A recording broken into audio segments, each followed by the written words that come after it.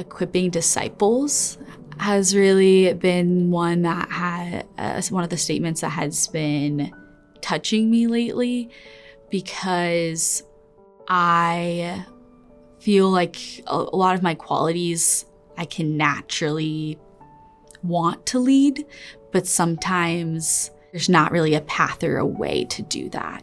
Like, I do have women that I am in Bible study with, but then outside of that, it was like, how do I help other people grow in their faith once I have encountered the Lord? Or how can I share this with others? How can I keep growing in my encounter with Jesus?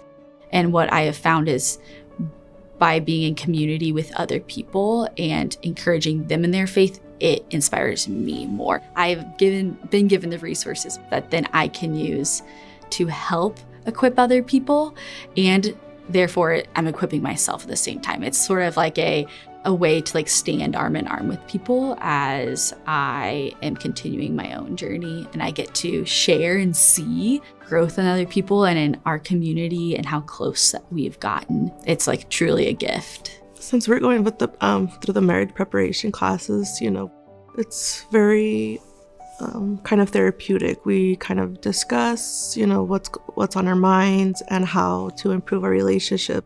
Sometimes I'm up and down, but I feel it's a little bit more stable because I do have, I'm a little bit more disciplined with my daily prayers. And then also, Hugo and I have a son, and I feel like, little steps to be able to provide that environment for little Hugo, since they're both Hugos. I think, we just kind of want to grow as a family, be able to have a safe and nurturing environment for Hugo. And I think, going to church has kind of helped us to, like I said, remind us to be grateful for each day and, be as one. I definitely feel the last year, especially, I've gotten into a close relationship with God.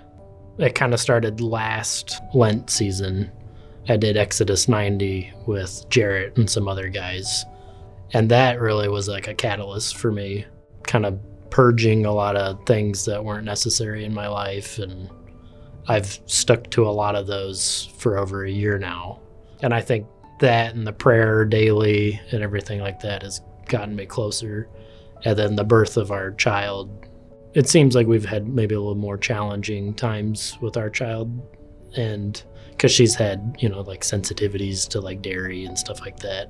And there was a lot of long nights crying and stuff like that. And I don't know, we wouldn't have been able to get through it without God. I'd say that because I definitely feel equipped, because like, I don't know, when we were getting into the faith, we'd do the come and see, and we'd have questions, and sometimes they'd be like, yeah, no, we don't know, and that's okay. You don't need to know everything, and you're not going to know everything. But I think that strive or desire to maybe do a little more, or want to know a little more, does you a real good service, So just being complacent, just doing bare minimum, I don't think for anything in your life, I don't think that's the best way to go about it.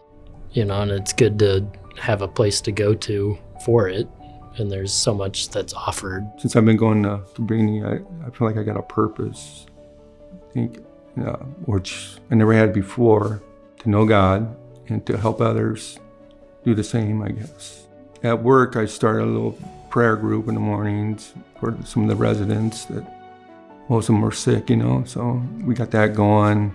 A lot of people there are down their luck, they live, it's for seniors, and they live a hard life, most of them have, and it was hard to get it going, or hard to say, hey, let's do this. And one of the employees I work with is not on the same page.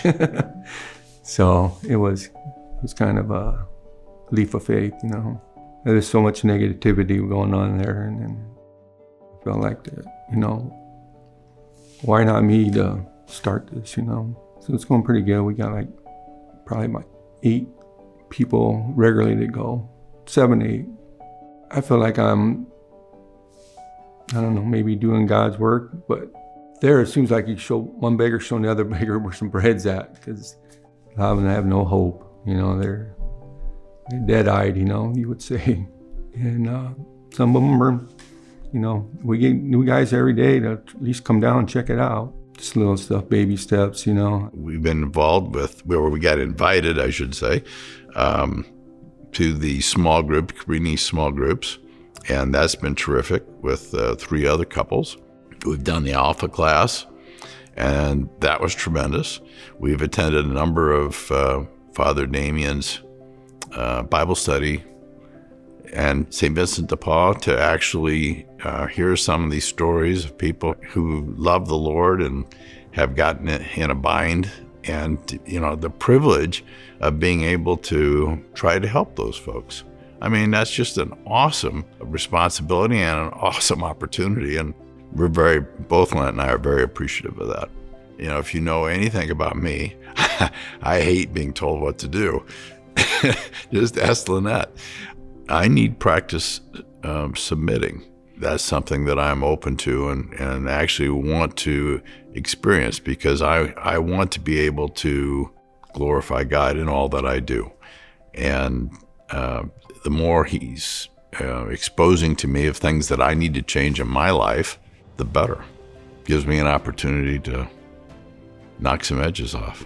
My job here is to learn to better glorify God and to hopefully get equipped so that I can enjoy him forever. So I've done a lot this year. I was doing Alpha and Come and See back to back, and because last year when I met with Deacon Doug, I told him that oh yeah, I'm looking to get married to the church next year, and he asked me what all have you done? I'm like, I haven't done any of the things. I haven't done First Communion or anything like that. So he's like, we got to get you a double helping of Jesus.